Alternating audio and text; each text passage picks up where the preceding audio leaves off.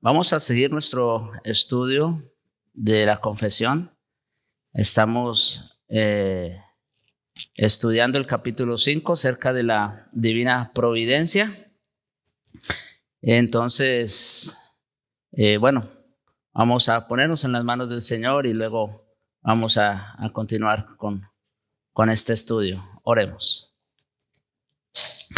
Bendito y soberano Señor, Rey de reyes, Señor de señores, digno y alabado eres por todo, Señor, lo que tú eres y por lo que haces. Gracias te damos, Señor, porque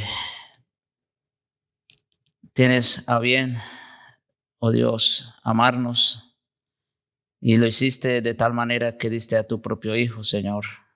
Gracias te damos por Él. Gracias te damos por su obra cruenta. Y te rogamos, Señor, por tu Espíritu, concédenos vivir de una forma aceptable, agradable, correspondiente a esa gracia y a ese amor. Gracias te damos, Señor, por este tiempo que nos permites también en este día santo, para congregarnos en tu nombre, para ser edificados, instruidos en tu palabra. Sé con nosotros, oh Dios, conforme has prometido. Hazte presente en medio nuestro, habla a tu iglesia. Perdona nuestras faltas también, nuestras deudas, que son muchas. Y danos una conciencia tranquila y tierna, Señor, para recibir tu palabra. En Jesucristo te lo rogamos. Amén. Amén. Bien, hermanos. Entonces, hoy no vamos a abundar mucho en el repaso, pero ustedes ya saben, el hermano Daniel también hace 8 días, de alguna manera, estuvo relacionando la doctrina del decreto de Dios con la divina providencia. Y como ya todos, o por lo menos los que han estado aquí por varios domingos, ya deben saber cuál es la relación que existe, ¿no?, entre la doctrina del decreto de Dios y su divina providencia. ¿Alguien recuerda?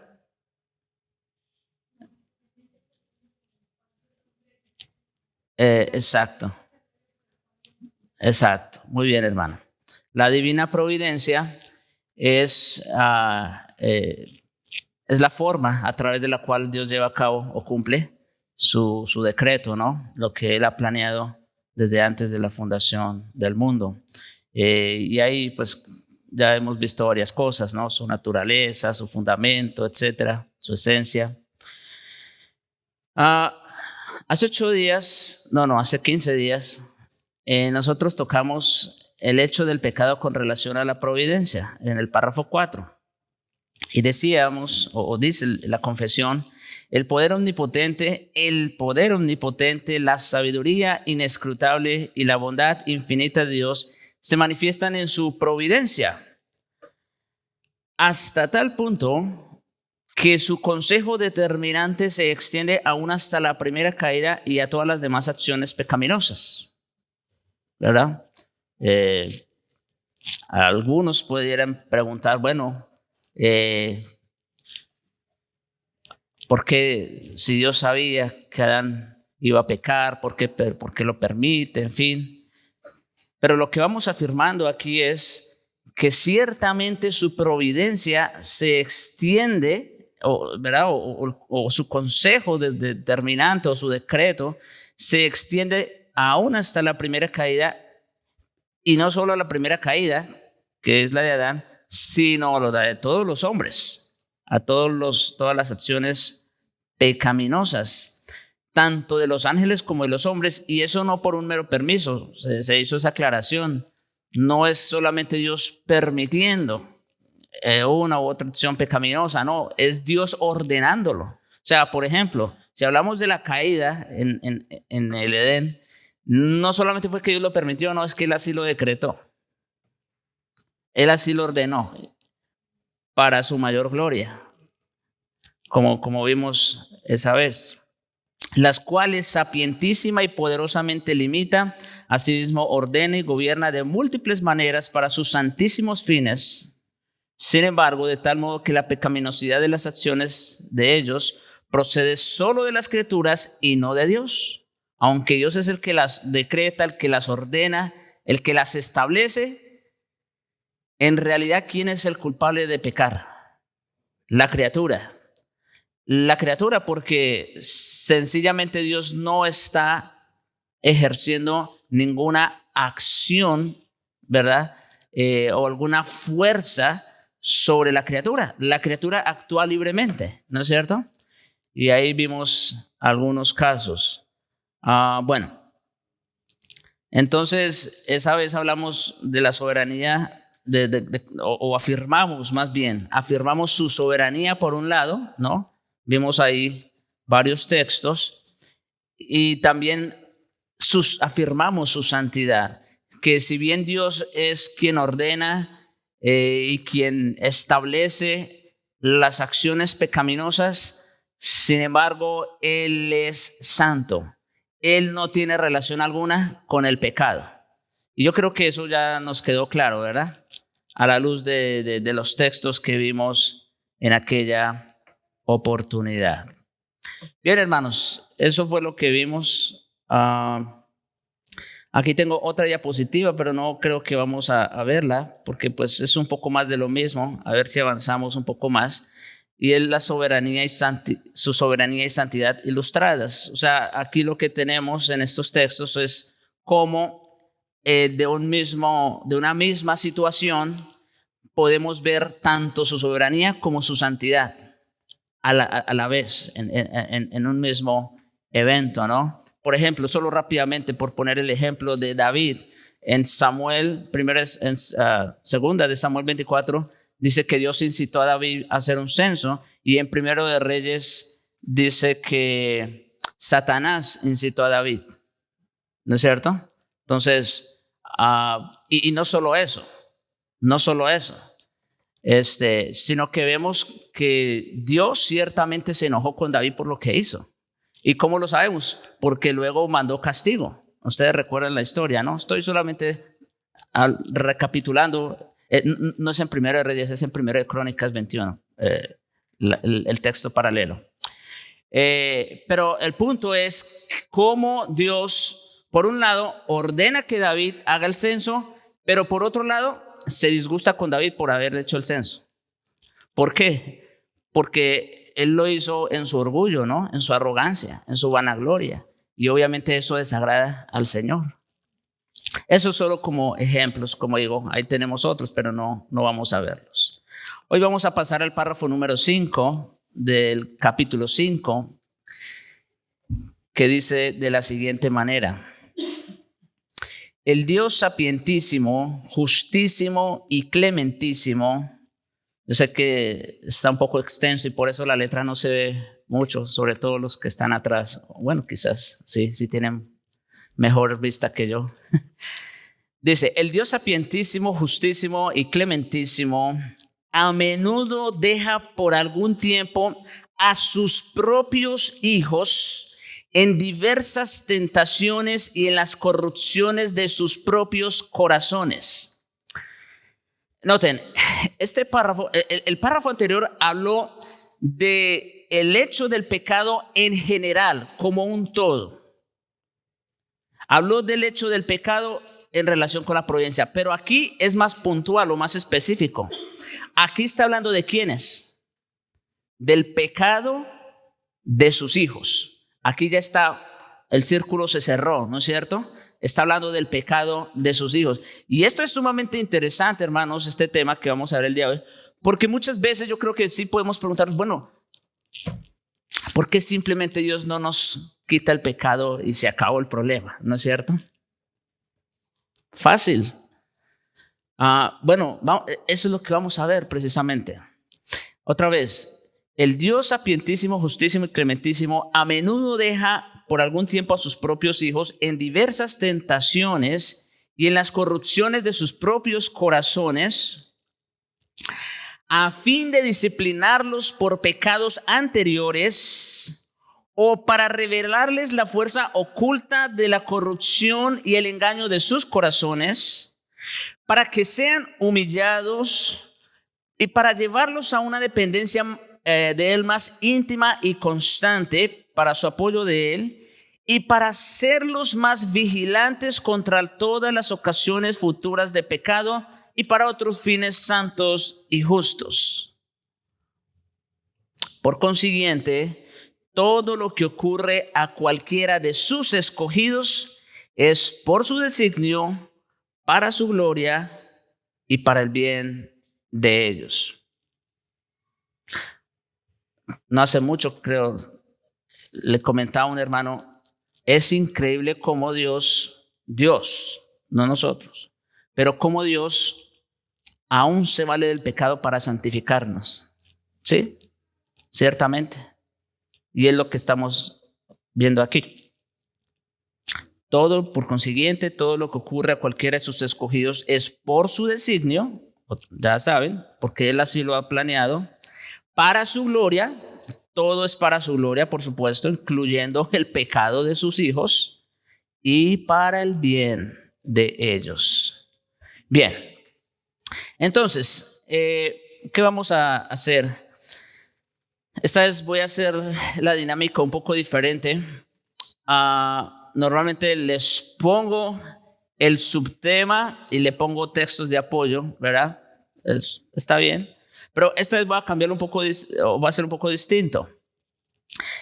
La afirmación de este párrafo, ¿cuál es? Es la parte que está subrayada. Es que Dios a menudo deja por algún tiempo a sus propios hijos en diversas tentaciones y en las corrupciones de sus propios corazones. Eso es lo que está afirmando este párrafo. Que Dios en su soberanía así lo ha determinado. Dios ha determinado aún dejarnos un pecado remanente, por decirlo así. Bien. Ahora, ¿por qué o para qué? Bueno, ya lo leímos ahí, pero ahora vamos a hacerlo de esta manera. Yo enlisté, ustedes pueden ver ahí, lo que dice el párrafo para hacerlo un poco más simple, ¿no? Para un mejor entendimiento. Enlisté las razones, o más bien los propósitos de para qué Dios permite, o no solo permite, sino ordena el pecado en sus propios hijos. Entonces, en primer lugar dice, ¿para qué? Para disciplinarlos por algún pecado anterior. Esa es una razón. Dios muchas veces permite el pecado en sus hijos para o como una disciplina de algún pecado anterior. Y en un momento vamos a ver algunos ejemplos. En segundo lugar, para revelar la fuerza oculta de la corrupción de sus corazones. Muchas veces, hermanos, y esto creo que es más a menudo de lo que pensamos, nos creemos mejores de lo que somos. ¿Sí? Y entonces Dios por eso permite el pecado también. Para revelar la fuerza oculta de la corrupción que aún hay en nuestros corazones. En tercer lugar, para humillarlos. Si no hubiera pecado, ¿qué pasaría con nosotros? Por naturaleza. Ya saben. Es muy fácil caer en el orgullo, en el engreimiento, en la arrogancia. En cuarto lugar, para hacerlos más dependientes de Él. ¿No les pasa, hermanos? A mí me pasa muy a menudo que cuando yo peco, eso me hace de alguna manera buscar más el rostro del Señor. Porque yo sé que hice las cosas mal. Sí, es verdad. Entonces tengo una razón más para ir a su presencia. Pedir perdón. Y en quinto lugar, para hacerlos más diligentes en ocasiones futuras de pecado. Por supuesto, cuando uno peca, ¿cuál es vamos a decir, la intención por lo menos de un corazón regenerado? En la medida de lo posible, evitarlo, ¿no es cierto? Entonces, yo creo que esta lista está clara, ¿no es cierto? En cuanto a por qué y para qué Dios aún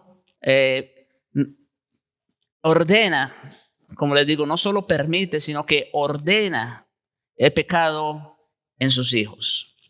Ahora, ya con esta lista se las voy a dejar ahí. Va a ser como una ayuda para lo que vamos a hacer a continuación. Yo les voy a dar algunos textos, no están ahí en pantalla, precisamente para dejarles la lista. Voy a repartir, como siempre, algunos textos. Y lo que vamos a hacer, hermanos, con esos textos es identificar en cuál o en cuáles, porque pueden que explique en varios de los puntos que tenemos aquí, ¿no es cierto? En cuál o en cuáles de estos puntos o razones encaja esa situación en particular.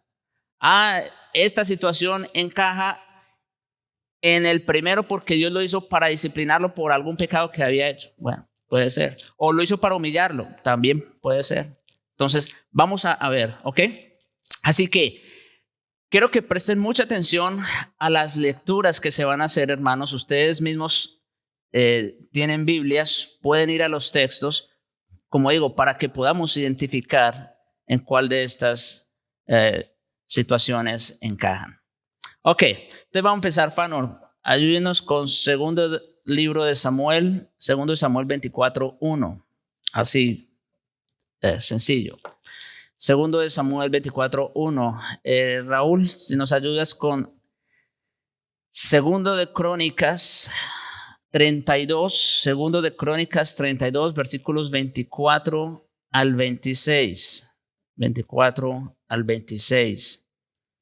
Y después el 31, pero por ahora solo tenga presente eso. Segundo de Crónicas 32, 24 al 26. Hermano Juan, bueno, esta va a ser una lectura un poco más, ¿cómo se dice? Más extensa. El Salmo 51, por favor. Salmo 51. Vamos a ir hasta donde el tiempo nos lo permita. Hermano José, Lucas 22, versículos 31 y 34. Lucas 22, 31 y 34. Y Jesús, hermano Jesús, Lucas 22, 54 al 62. Lucas 22, 54 al 62. Kevin, Juan 21. Versículos 15 al 16. Juan 21, 15 al 16. Y Dani, segundo de Corintios, capítulo 12, versículos 7 al 9. Segundo de Corintios, esta sí es una carta. Los otros son libros, por eso hablo en masculino. Segundo de Samuel, segundo de Crónicas son libros. Corintios, Juan son cartas. Segunda de Corintios 12, versículo 7 al 9. Bien, hermanos, entonces vamos a ver. Como les dije, a medida que vayan leyendo los textos, la pregunta va a ser en cuál o en cuáles de estos puntos o de estos propósitos encaja el texto o la situación que se está leyendo. Adelante, Fanor. Volvió a encenderse la ira de Jehová contra Israel, e incitó a David contra ellos a que dijese: Ve, haz un censo de Israel y de Judá. Muy bien, ahora, hace un momento lo cité, ¿ustedes recuerdan? Para hacer el contraste de cómo Satanás también lo había incitado, ¿no es cierto? Ok. Pero ahora traigo este texto por la primera frase. Fanor, vuelve a leer la primera oración del versículo 1.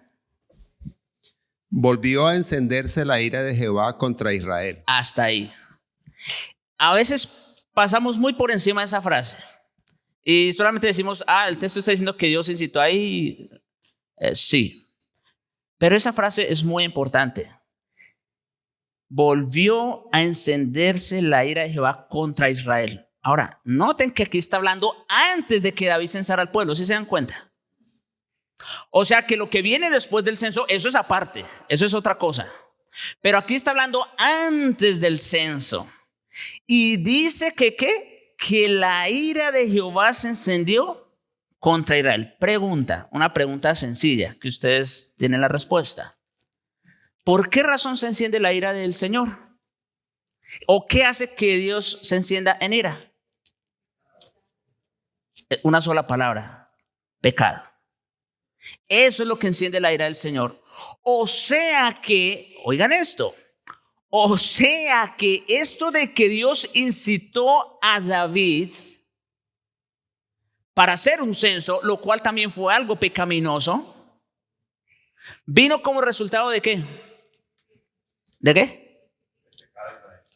Del pecado de Israel. Exactamente. Ahora pregunta, ¿en cuál o en cuáles de estos puntos encaja esa situación, hermano Juan?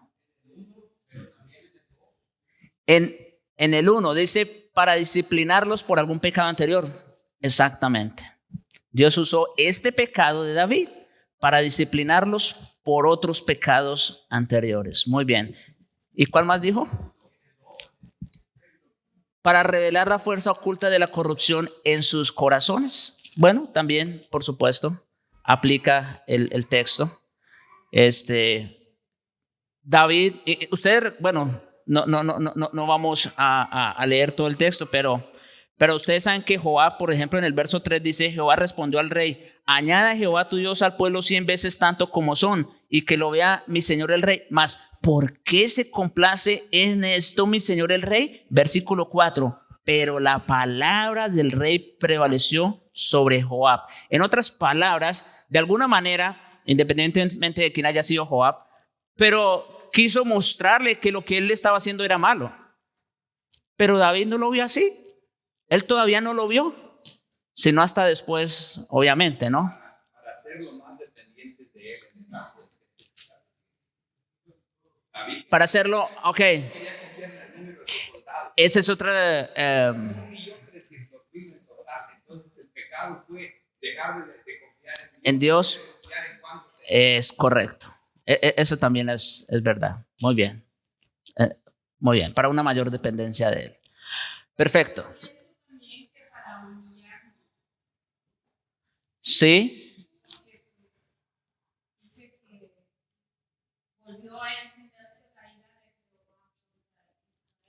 Uh-huh.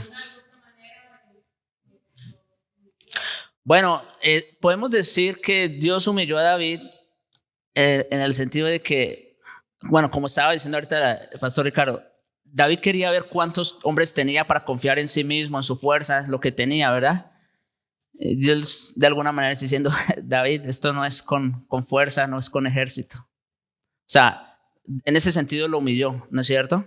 Mostrándole que no importaba el número de ejércitos, eso era lo de menos. Muy bien, vamos ahora con 2 de Crónicas 32, versículos 24 al 26. Raúl. En aquel tiempo Ezequías se enfermó de muerte y oró a Jehová, quien le respondió y le dio una señal. Mas Ezequías no correspondió al bien que le había sido hecho, sino que se enalteció su corazón y vino la ira contra él y contra Judá y Jerusalén. Pero Ezequías, después de haberse enaltecido su corazón, se humilló él y los moradores de Jerusalén, y no vino sobre ellos la ira de Jehová en los días de Ezequías. Bueno, hasta aquí. Ahorita vas a leer un versículo más. Pero hasta aquí, ustedes ya conocen un poco la historia otra vez, ¿no? Ezequías se enferma de muerte, todo eso. Dice, versículo 25, mas Ezequías no correspondió al bien que había sido hecho, sino que se enalteció su corazón y vino la ira contra él y contra Judá y Jerusalén. Y luego en el versículo 26, que después de ese enaltecimiento que vino, dijo que se humilló. Bueno, hasta aquí. ¿Para cuáles propósitos Dios aquí permitió, por ejemplo, el pecado de Ezequías? Está claro el texto, dice que fue para humillarlo, ¿no es cierto? Para humillarlo. Muy bien. Ahora, lo interesante, voy a leer Raúl, tú que tienes el texto, lee el verso 26 y luego lee el verso 31, versículo 31. Pero Ezequías, después de haberse enaltecido su corazón, se humilló él y los moradores de Jerusalén, y no vino sobre ellos la ira de Jehová en los días de Ezequías.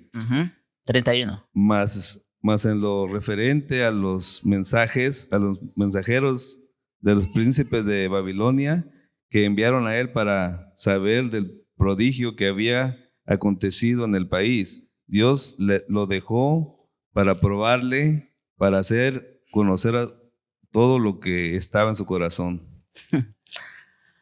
Ahí está claro. ¿Para qué propósito Dios permitió el pecado ahí de Ezequías? Para revelar la fuerza oculta. Sí. Ahora, noten, hay un contraste aquí. En el verso 26 dice que después de que la ira de Dios se encendió con él, dice que se humilló, ¿no es cierto? Se humilló él y los moradores de Jerusalén, por lo cual no vino la ira de Dios en esos días. Pero, o más, eso es un contraste. En lo referente a los mensajeros de los príncipes de Babilonia, o sea, ¿ustedes recuerdan la historia? Fue cuando el rey de Babilonia envió mensajeros. ¿Y qué hizo Ezequías? ¿Ustedes recuerdan? Ezequías le mostró todo lo que había en la casa. Le mostró todos los tesoros de la casa y del palacio real. Y ustedes saben que eso estuvo mal delante del Señor. El profeta le dijo, ¿por cuánto hiciste eso? Todo eso que ellos vieron, a Babilonia va a parar. Entonces, pero Dios, ¿por qué permitió que Ezequías hiciera eso? Como dice, ¿para qué? Para hacer conocer todo lo que estaba en su corazón, para revelar la fuerza oculta de su corazón. Sí. Bueno, también es importante, ya que están en eso, hay algo que como dice el texto de acá, dice para hacer más diligentes en ocasiones futuras del pecado. Por ejemplo, nosotros nos sirve mucho, y yo lo he usado muchísimo. Fíjate, les digo esto con amor, porque me ha funcionado en años de que yo tengo claro esos textos, de que yo no me gusta contarles mis planes, que tengo que comprar mi casa o algo. Nunca le cuento eso a un impío. ¿Me entiendes? Porque la avaricia de ellos, sus malas intenciones, yo no sé qué pueden hacer, me va a afectar a mí, y pienso siempre lo que le pasó a él. Entonces, por ahí de pronto a los creyentes, que por eso dice la Biblia, no hagas yunta con el incrédulo. No quiere decir, no intimidices con él, no entres en intimidad con el incrédulo. ¿Por qué tiene que ser así? No hay nada bueno en eso, no va a salir nada bueno. Creo que eso es un buen mensaje para la iglesia. Sí. ¿Me entiendes? Porque aquí yo los he oído decir, yo tengo mejores amigos de afuera que ni aquí. O sea, yo no los entiendo. No. Yo no los entiendo. Yo sé que yo soy bueno con mucha gente afuera y tengo muchos amigos afuera, pero yo siempre me estoy cuidando hasta dónde tengo que hablar. Claro, correcto. Muy bien. Vamos al siguiente texto. Es el Salmo 51. Bueno. Algunos se lo saben de memoria, pero hermano, por favor. Ten piedad de mí, oh Dios, conforme a tu misericordia. Conforme a la multitud de tus piedades, borra mis rebeliones. Lávame más y más de mi maldad y límpiame de mi pecado. Porque yo reconozco mis rebeliones y mi pecado está siempre delante de mí. Contra ti solo he pecado y he hecho lo malo delante de tus ojos, para que seas reconocido justo en tu palabra y tenido por puro en tu juicio. He aquí, en maldad he sido formado, y en pecado me concibió mi madre. He aquí, tú amas la verdad, en lo íntimo y en lo secreto me has hecho comprender sabiduría. Purifícame con hisopo y seré limpio. Lávame y seré más blanco que la nieve. Hazme oír gozo y alegría, y se recrearán los huesos que has abatido. Esconde tu rostro de mis pecados y borra todas mis maldades. Crea en mí, oh Dios, un corazón limpio y renueva un espíritu recto dentro de mí. No me eches de delante de ti y no quites de mí tu Santo Espíritu. Vuélveme el gozo de tu salvación y espíritu noble me sustente. Hasta ahí, hermano, hasta ahí está bien. Gracias. Bien. Ustedes saben, esa es una oración de confesión después del pecado de David con Betsabé y incluso después de haber matado a Urías, su esposo, ¿no es cierto? Ustedes ya conocen la historia, así que no vamos a repetirla, pero esta oración es una respuesta, ¿no es cierto?, a ese llamado de atención de parte del profeta a David. Ok. En esta confesión yo creo que tenemos varios elementos, ¿no les parece? ¿Por qué Dios le permite a David caer en semejante desgracia, por decirlo de alguna manera, ¿no? En semejantes pecados. Porque el adulterio no es cosa liviana, el asesinato mucho menos. Entonces, ¿por qué Dios de alguna manera ordenó que David llegara hasta ese punto? A la luz de esta oración, de esta confesión que David mismo está haciendo. ¿Cómo? Para humillarlo. Podemos verlo en alguna parte del texto. Por ejemplo, versículos 3 y 4. Porque yo reconozco mis rebeliones y mi pecado está siempre delante de mí. Contra ti solo he pecado y he hecho lo malo delante de tus ojos, para que sea reconocido justo en tu palabra y tenido por puro en tu juicio. David pudo humillarse delante de Dios y saber contra quién era que había pecado, ¿no es cierto? ¿Qué más? ¿Cómo? Ok. En el texto donde podemos verlo, por ejemplo. Purifícame con hisopo y seré limpio. Lávame y seré más blanco que la nieve. Ok. Bien. En el 12, vuélveme el gozo de tu salvación y espíritu noble me sustente. Sí, correcto. Muy bien. Aplica. Muy bien. ¿Qué más? Otro elemento. Sí, hermana. ¿En dónde? En el 9. Esconde tu rostro en mis pecados, borra mis maldades. Bueno, pero ¿qué tal, por ejemplo, versículo 3? Porque yo reconozco mis rebeliones y mi pecado está siempre delante de mí. David no había, oigan esto, David no había visto pecado en lo que había hecho. O sea, puede que de alguna manera supiera que estaba mal, pero no había visto la magnitud de su pecado hasta que el profeta lo confrontó y le puso el pecado delante de sus ojos. Dijo, ese hombre eres tú. ¿No es cierto? Por supuesto, para revelar la fuerza oculta de la corrupción de su corazón. Y el último también para hacerlo más diligente en ocasión y futuras de pecado. Ajá. Porque después David fue todo lo contrario, después de que Absalón abusó de las concubinas, las 10. La Biblia dice que murieron en el palacio sin que David les tocara nunca. Era un pervertido. La mujer tan hermosa que le trajeron cuando era un anciano nunca la tocó. La tsunamita. Muy bien. Correcto. Y el texto, mire lo que dice el versículo 10. Crea en mí, oh Dios, un corazón limpio y renueva un espíritu recto dentro de mí. David, después de todo lo que pasó, ahora estaba con una disposición diferente en cuanto al pecado, ¿no es cierto?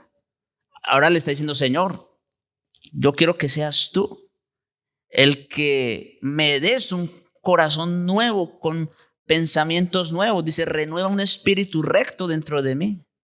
Ya sus intenciones habían cambiado. Muy bien. Ok. ¿Sí? ¿Alguien más iba a decir algo?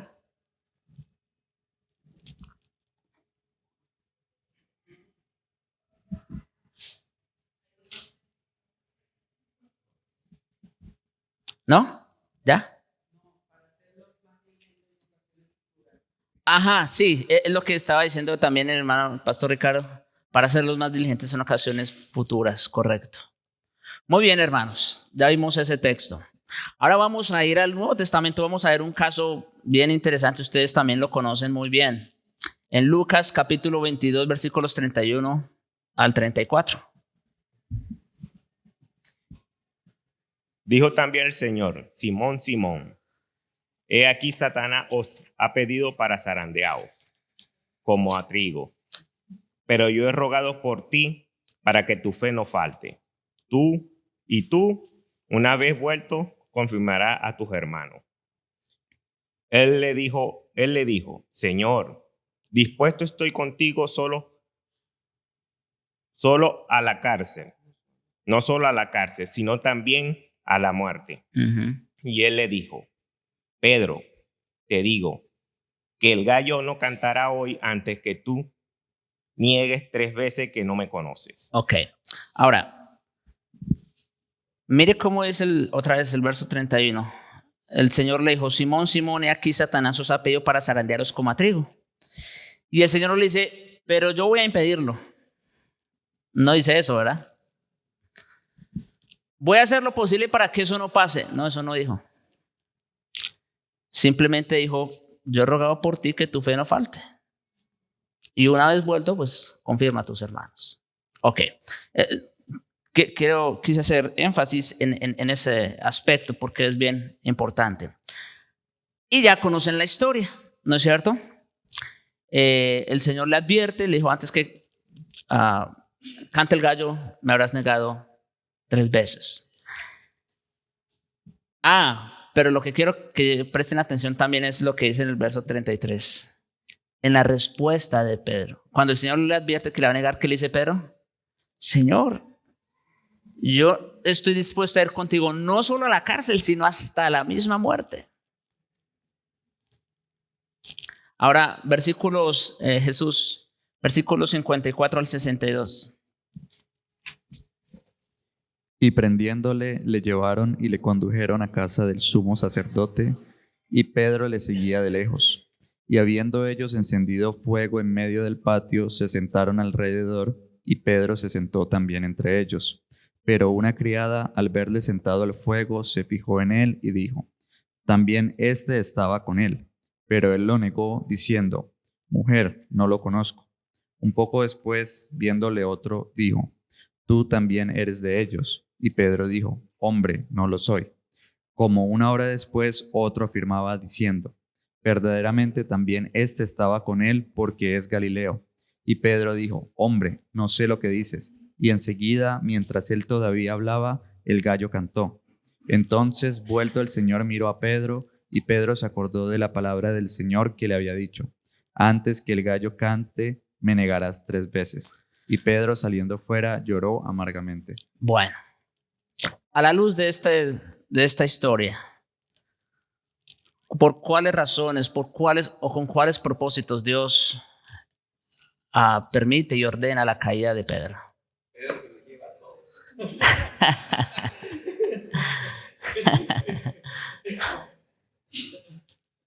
Ok. ¿Cómo dice? Segundo, para revelar la fuerza oculta de la corrupción de sus corazones. Acuérdense de las palabras de Pedro. Él estaba convencido. ¿Y qué ocurrió horas después? Miren, hermanos, esto en realidad tiene mucho que enseñarnos. Yo creo que nosotros muchas veces, como les dije hace un momento, creemos que somos mejor de lo que somos. No, Señor, yo estoy contigo no solo ir a la cárcel, sino hasta la muerte. Horas después lo negó. Y como dice el texto paralelo, lo negó con juramento y con maldición. O sea, fue algo serio. No solamente fue no, con juramentos, que para un judío eso era lo más sagrado, y con maldiciones, por si acaso. Para revelar la fuerza oculta de la corrupción que había en su corazón. mí me interesa mucho de todos porque dice, mira, le voy a decir, acuérdense que cuando yo estaba hablando, yo tengo un sermón que se llama Pedro, ¿cómo dice? Edificado en el amor, ¿no? Pedro, ¿cómo? Perfeccionado en el amor. Entonces, me llama mucho la atención esas palabras. Y una vez vuelto, ¿me entiende? Una vez vuelto, o sea, te vas a zarandear, vas a caer, vas a regresar, te vas a humillar, porque también entra el humillar. Pero una vez vuelto, Pedro, confirma a tus hermanos para hacerlo más diligentes en ocasiones futuras de pecado. Correcto. Por eso le pregunta, ¿me amas? ¿Me amas? Sí, Señor.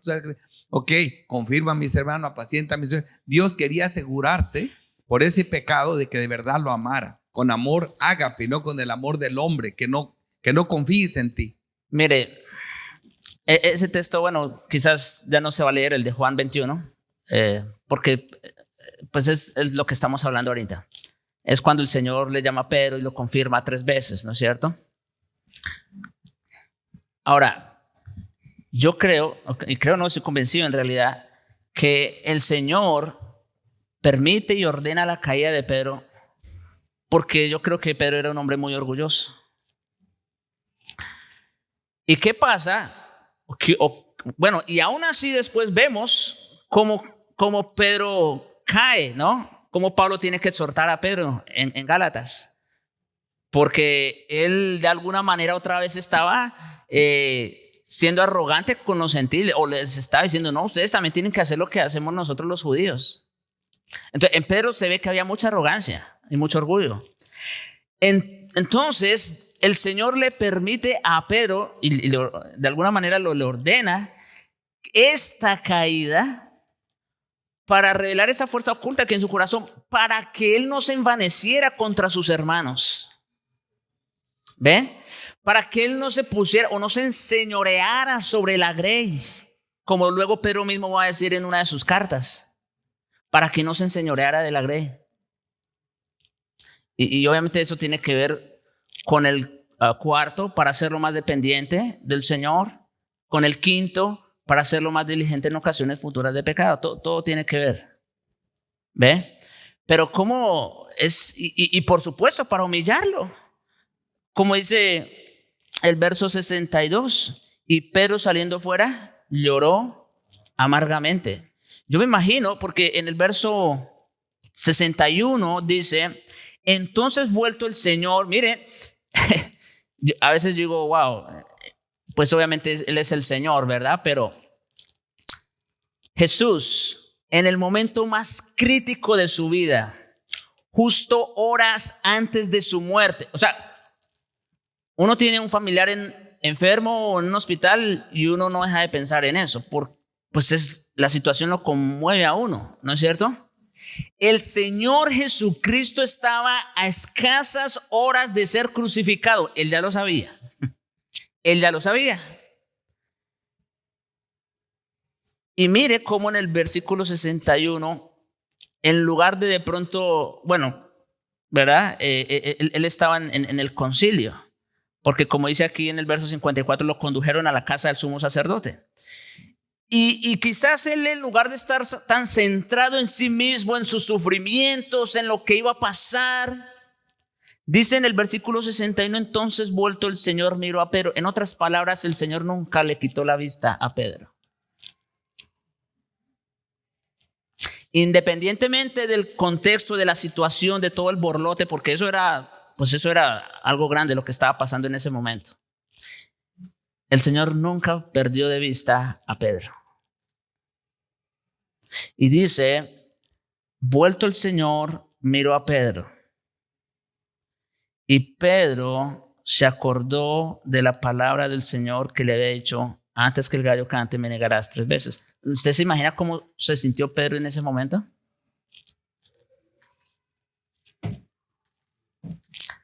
Por eso dice, lloró amargamente. Amargamente. Así que, pues sí, como dijo Ricardo, aquí tenemos todas las razones de por qué Dios le permite a Pedro la caída, ¿no es cierto? Y solamente para hacer distinción, creo que hace 8 días alguien había preguntado algo sobre como que cuál era la diferencia entre Judas y Pedro, algo así, no recuerdo ya la pregunta bien, pero más o menos era por ese lado. Bueno, la diferencia no la hizo Pedro, por si acaso. La diferencia la hizo el Señor. De antemano le advirtió: Satanás me ha pedido para zarandearlo como a trigo, pero yo rogaré por ti que tu fe no falte. O sea, el Señor de antemano ya le había prometido la victoria. Dios permite la caída y ¿qué pasa? Lo saca, lo mira y le recuerda. Pedro llora amargamente y después en Juan 21 lo confirma, que era el texto que iba a leer, Kevin. El de Juan 21, ustedes saben. Pedro, ¿me amas más que estos? Sí. Pastorea mis corderos. ¿Me amas? Sí. El Señor de alguna manera lo está restaurando después de la caída. ¿Y cuál otro tenemos? Segunda de Corintios, capítulo 12, versículos 7 al 9. Sí, hermana.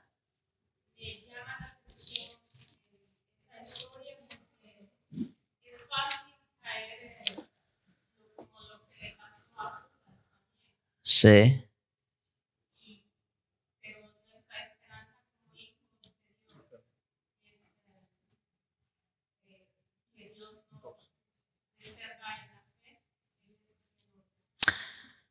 Así es, hermana. Mire. No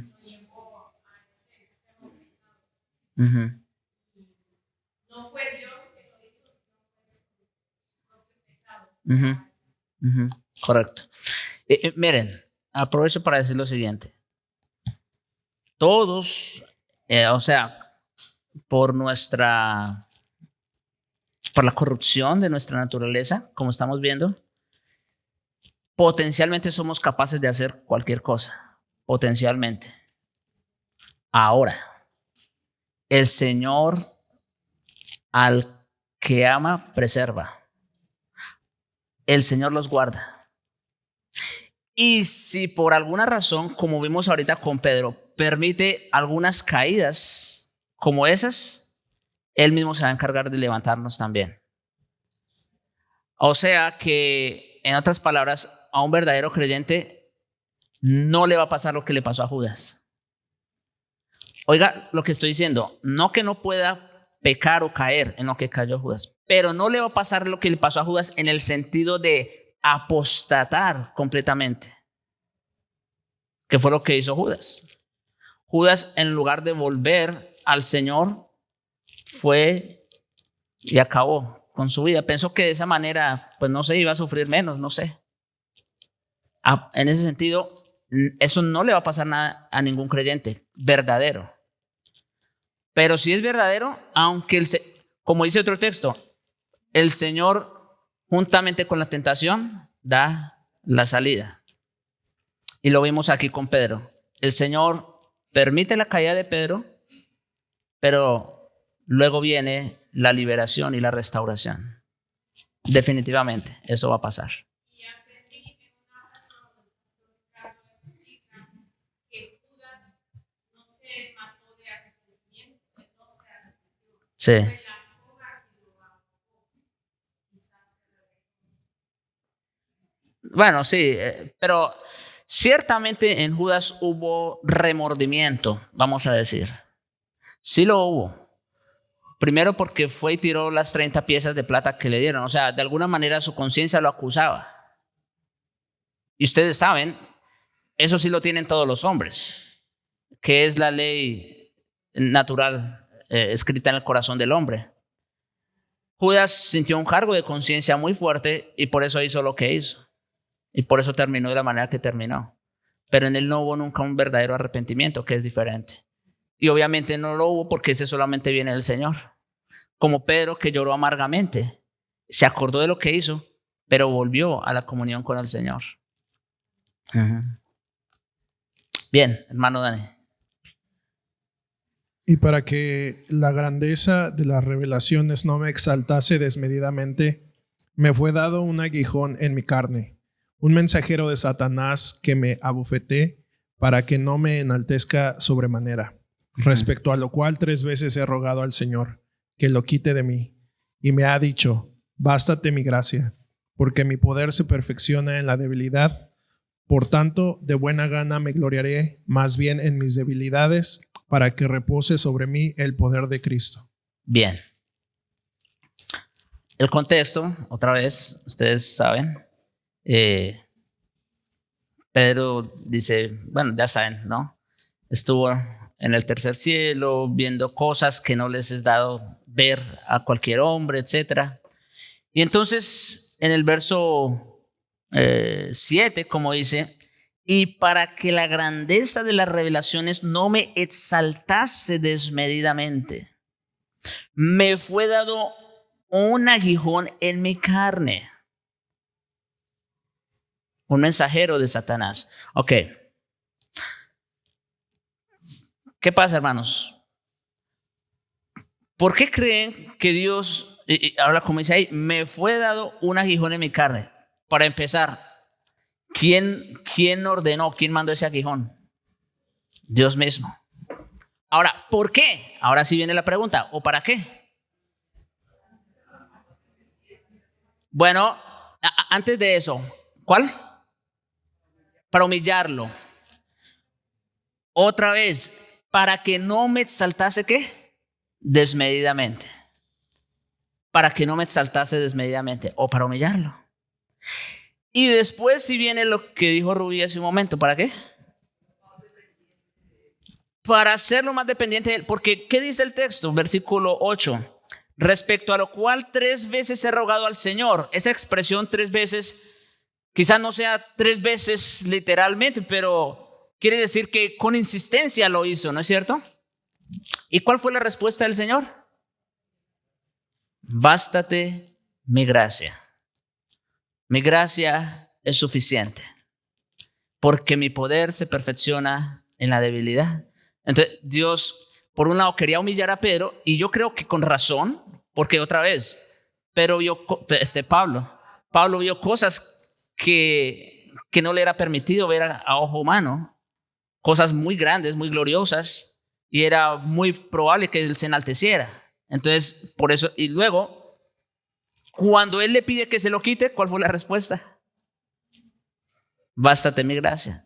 Entonces, confía en mí. Confía en mí. Hermano Juan. Sí.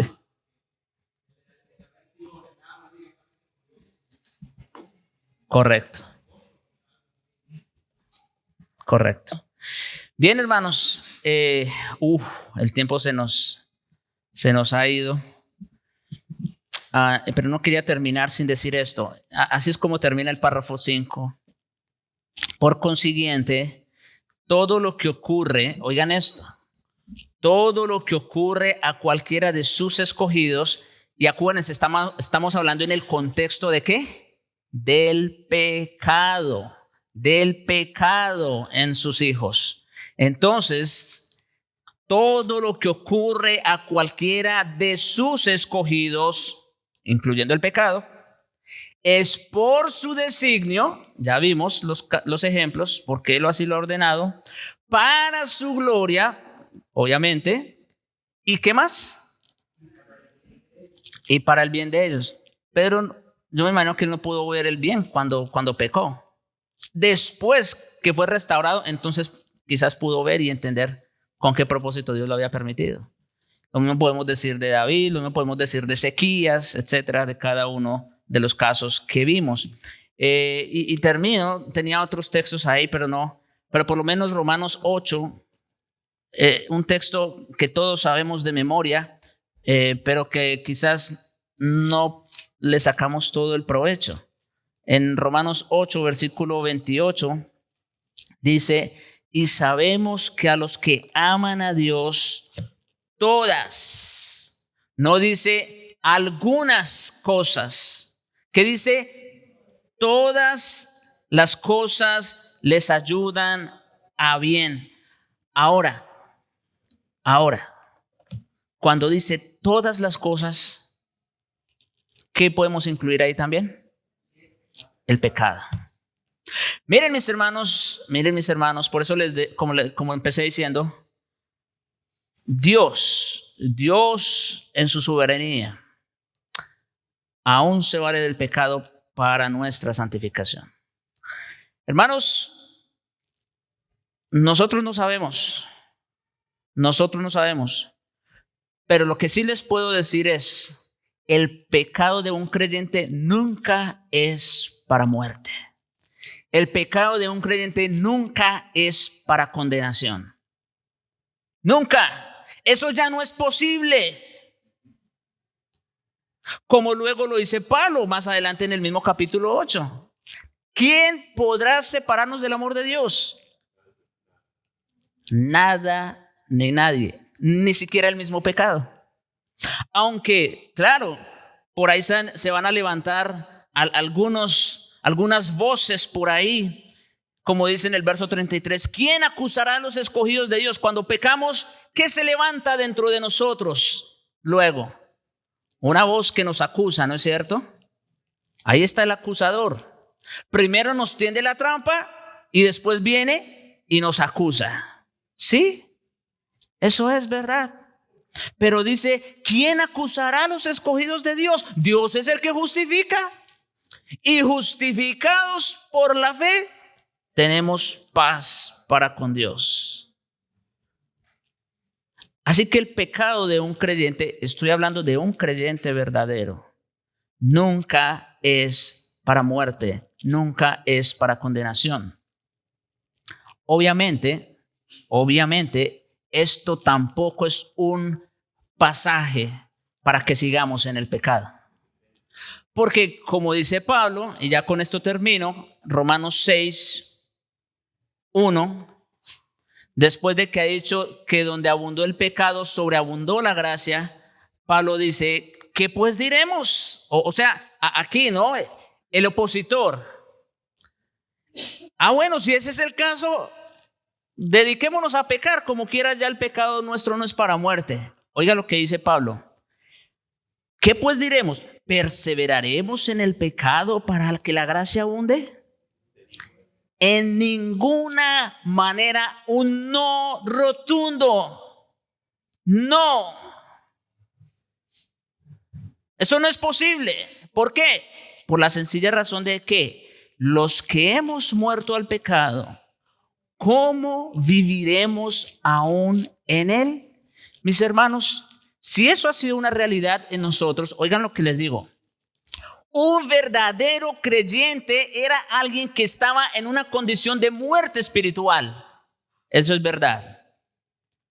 Pero ahora que está vivo de verdad en Cristo, ha muerto al pecado. Esa es la condición de un creyente verdadero. Es alguien que ha muerto al pecado. Y por lo tanto, lo que acabamos de ver en ninguna manera es un pasaporte para el pecado.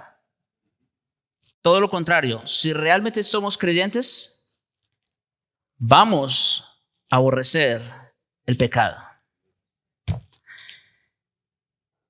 No estoy diciendo que no vamos a seguir pecando, ya lo acabamos de ver, pero como dice Pablo, gracias doy a Dios por Jesucristo. Y en eso, mis hermanos, es que debemos descansar los creyentes. Pecamos, mire, ya, esto termina. Yo sé que me pasé unos minutos, pero es que no quería concluir el tema. Cuando pecamos, la pregunta que les voy a hacer es esta. ¿Qué es lo que les causa dolor cuando pecan? No me respondan. Respóndanselo ustedes honestamente. ¿Qué es lo que más dolor les causa cuando pecan? Porque de la respuesta a esa pregunta va a depender si eres un verdadero creyente o no. Si todo lo que me molesta, si todo lo que me incomoda cuando peco es porque me siento mal, esa no es una motivación correcta. Si todo lo que me mueve y todo lo que me molesta cuando peco es porque quiero quedar bien con otros, eso no es una motivación correcta.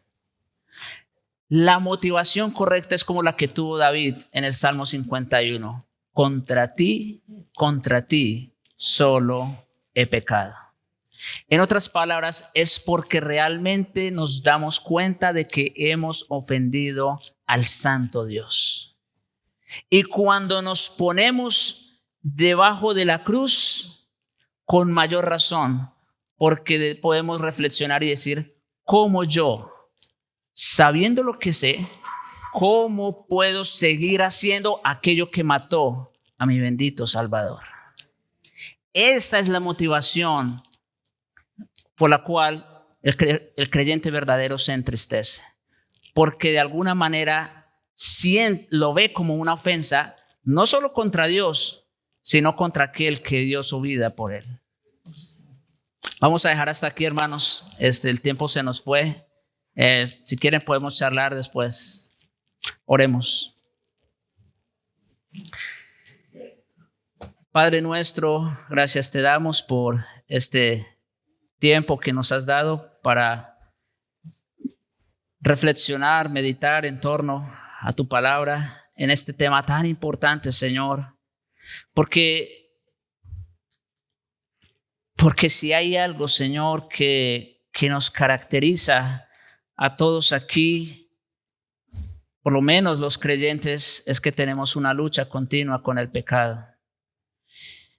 Señor, te ruego que nos ayudes en nuestra debilidad, que nos hagas conscientes de estos propósitos, de estas razones por las cuales tú muchas veces permites el pecado, pero que aún así, Señor, que aún así podamos responder en fe cuando tú nos llamas la atención. Perdónanos, oh Señor, líbranos de todo mal, te lo rogamos. Haznos fuertes contra futuras ocasiones de pecado y haznos más dependientes de ti. Te lo rogamos en Jesucristo. Amén.